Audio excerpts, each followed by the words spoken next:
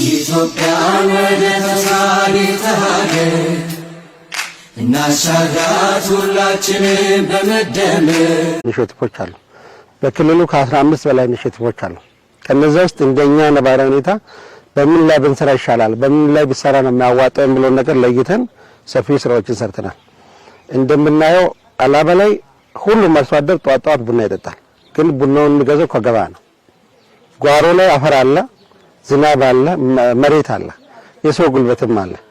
እነዚህም በአግባቡ አቀናጅተን ብንሰራ ኖሮ ጓሮ ልማት ላይ በአግባቡ ብንተገብር ኖሮ አርሶ አደሩ ቡናን ከገበያ አይገዛም። ቡናን ለገበያ ማቅረብ የሚችልበት እድል እያለ ለብዙ አመታት ቡናን ከገበያ እየገዛን ቆይተናል።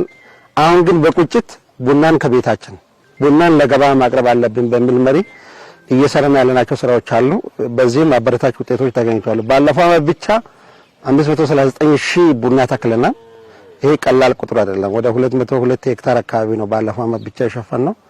ዘንድሮ 720,000 ቡና በዚህ ሚያዝያ ወር ብቻ ለመትከል አቅደን እየሰራን ነው። ወደ 288 ሄክታር ይሸፍናል። ከዚህ በፊት ቡና ጓሮ ላይ 10-20 ነው የሚተከለው። ግን ክልሉ ላይ አዲስ ኢኒሼቲቭ አለ ከቡና ጋር ተያይዞ አንድ አርሶ አደር 250 ቡና በመደዳ 120 አርሶ አደር በሚል መሪ ችግኝ ጣቢያዎች ባሉበት አካባቢ ጀምራናል። ከችግኝ ጣቢያ ባሻገር ለውጥን ቶሎ የሚቀበሉ አዳዲስ ኢኒሼቲቭን ቶሎ አክሰፕት አድርጎ ወደ ተግባር የሚገቡ ቀበሌዎች ላይ ለአብነት እዚህ አንደኛ ጡቃ ላይ ከ10 በላይ ሄክታር ነው የቡና ክላስተር አዘጋጅተን ተከላም የጀመርነው። እዚህ ክላስተር ላይ 35 አርሶ አደር አለ እዚህ ቀበሌ ላይ ብቻ። ይሄ 35 አርሶ አደር ጓሮ ላይ ከሰራው ባሻገር ለም መሬቱን ማሳ ውስጥ በታሪክ አላባ ላይ እንደዚህ አይነት መሬት ለቡና ተለቆ አያውቅም። ይሄን አዲስ ኢኒሼቲቭ እስከሆነ ድረስ አርሶ አደሩ ቡናን ሽጦ በቆሎ መግዛት ይችላል። አርሶ አደሩ ቡናን ሽጦ ጤፍ መግዛት ይችላል። ሌላውን ነገር መተካት ይችላል። በዚህ ልክ ቡናችን ከጓሯችን የሚል መሪ ይዘን የክልሉ ኢኒሼቲቭ ለማሳካት ቡና ላይ መጠነ ሰፊ ስራዎችን እየሰራን ነው። ጧትን ተከላ ቦታ ላይ ያያችሁት የቡና ክላስተር ተብሎ የተፈጠረው ውሃ አለ አጠገቡ ላይ ወንዝ አጠገብ ላይ የተተከለው ባህር ዛፍ ነው። ውሃና መሬት ተቀላቅለው ግን ለምግብነት የሚውሉ ሰብሎች ላይ መሆን አለባቸው። ባህር ዛፍ ወደ ቦታው መሄድ አለበት። ዳገት ላይ የደረቁ መሬቶች ገደላማ አካባቢዎች ላይ ቢተከል ያዋጣል።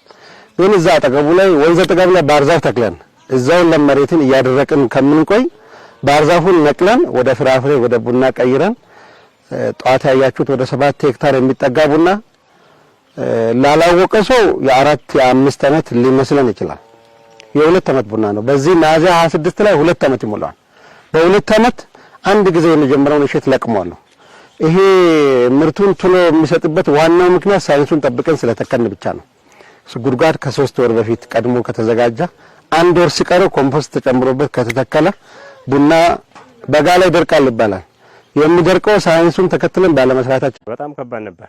መሬቱ ራሱ ተጋልጦ ለጎርፍ እንዲሸረሽረው ተጋልጦ ብዙ አደጋ ለመሬቱ ራሱ ይደርሰው ነበር።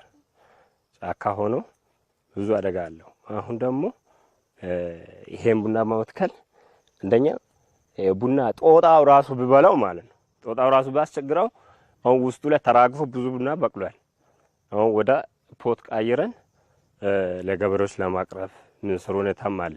እኛ ከገበያ ነው የምንገዛው። ሲዳማ ይመጣል ቡና ከሌላ ሀገር ከእርጋ ጨፌ ይመጣል፣ ገበያ ይመጣል፣ አላባ ቁሊቶ ይመጣል። ከዛ ነው ገዝተን የምንጠቀመው። ይሄ ቡና ከተተከለ ወዲህ እንደውም ንጹህ ቡና ምን የመሰለ ቡና ነው ቤት አፍልተን እየጠጣን ነው። ንጹህ ቡና አላባ ላይ ቡና አልተለመደም ከዚህ በፊት። አላባ እናንተ የምታውቁ ከሆነ የሚታወቀው በበርበሬ ነበር። አሁን ከበርበሬ አልፎ የአላባ ቡና ተብሎ እንዲሰየም እየተሰራ ያለበት ሁኔታ ላይ ነው። ጫፍ እንዲሰማ ለኩሰብ ይቀጣጠል ይሻማ ያሉ አርሶ አደሮች ተስማምተን እስከ 12 ሆነን እዚህ ያሉ አርሶ አደሮች ቡና እንዲተከል ብሎ ወሰኑ። ከዛ በኋላ ተከለል ቡናውን በአመት ሳይሞላ ወይ መጀመሪያ ዙር ለቅመናል። ቡና የተተከለው በ2015 ሚያዝያ 10 ላይ ነው። ባህር ዛፍ ደግሞ ከሱ በፊት ተተክሎ በ8 አመት እንኳን ለሽያጭ አልደረሰም። ይሄን ያህል ማለት ነው። ይሄን ደግሞ በ2015 ሚያዝያ 10 ላይ ተክለን በ2 አመት ፍሬ አፍርቶ ወደ 2 ኩንታል አንስተን ለገበያ አቅርበናል። በብር ሲቀየር ወደ 200,000 ገቢ አግኝተናል። ባህር ዛፍ ግን ባህር ዛፍ ራሱ ለማንሳት ስንሸጠው ወደ 20 ምናምን ሺህ ነው የተሸጠው በ8 ዓመት ማለት ነው። የመሬት መጠኑ ከ10 ሄክታር በላይ ነው። የቡና መንደሩ በጣም ብዙ ትርጉም አለው ነው እና በጣም ብዙ አርሶ አደሮችንም ሊለውጥ የቻለም ነው። አትክልትና ፍራፍሬ፣ ሌላ ደግሞ አቮካዶ፣ ፍራፍሬ፣ ፓፓያ የመሳሰሉትን በዚህ ቡና ውስጥ እየተጠቀመን ልጆቻችን እየተመገቡ እየተማሩ ነው። ለገቢ ምንጭም እየጠቀመን ነው። እቅዳችን ገና አስፋፍተን ወደ ሄክታር ከሄክታርም በላይ ተክለን ለገቢ ምንጭም ለቤት ፍጆታም ለመጠቀም ፍላጎት አለን።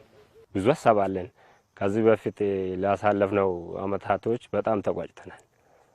ይሄን አሁን በመስራታችን ከዚህ በፊት ያለፉትም በጣም ተቋጭተን ከዚህ በኋላ ደግሞ ለምንሰራው እርስ በራሳችን እየተጋገፍን ገበሬዎች መንግስት ከዞንም ሆነ ወረዳ ክልልም የጄኔሬተር ድጋፍ እየሰጣልን በዚህ ሁኔታ እየሰራን ያለው ሁኔታ አለ። ፍራፍሬው አለ፣ አቮካዶ አለ፣ ፓፓያው አለ፣ ሙዙ አለ። ሁሉም ተያይዞ ሲሄድ የምግብና ስነ ምግብ ዋስትናን ማረጋገጥ እንችላለን። ተሻግረናል። ቡናን ከሰኔ ከሐምሌ ወደ ሚያዝያ እናንተ ብለን የጀመርነው ስራ ውጤት አምጥቷል። የቀጣይ ዓመት የቡና ችግኝ ዝግጅት ካሁኑ ዘር ገዝተን አዘጋጅተናል። ልክ ግንቦት 30 እንዳለቀ የቀጣይ ዓመቱን እንቀጥል ነው። ጓሮ ልማት ላይ 30 40 30 የፍራፍሬ ልማት አለ፣ የፓፓያ ልማት አለ፣ የአቮካዶ ልማት አለ። ይሄን ሁሉም አርሶ አደር 100 ፍራፍሬ ኖሮ ማለት ሀብታም ነው። ግን እኛ አሁን ትምህርት ስብራት ምንለው ጤና ጋር ከኑትሪሽን ጋር እያዘን የምናነሳው መሰረታዊ ችግር ጓሯችን ላይ ስላልሰራ ኢትዮጵያን ወደ ተሳሪተ ሀገር እናሻግራት ሁላችንም በመደመር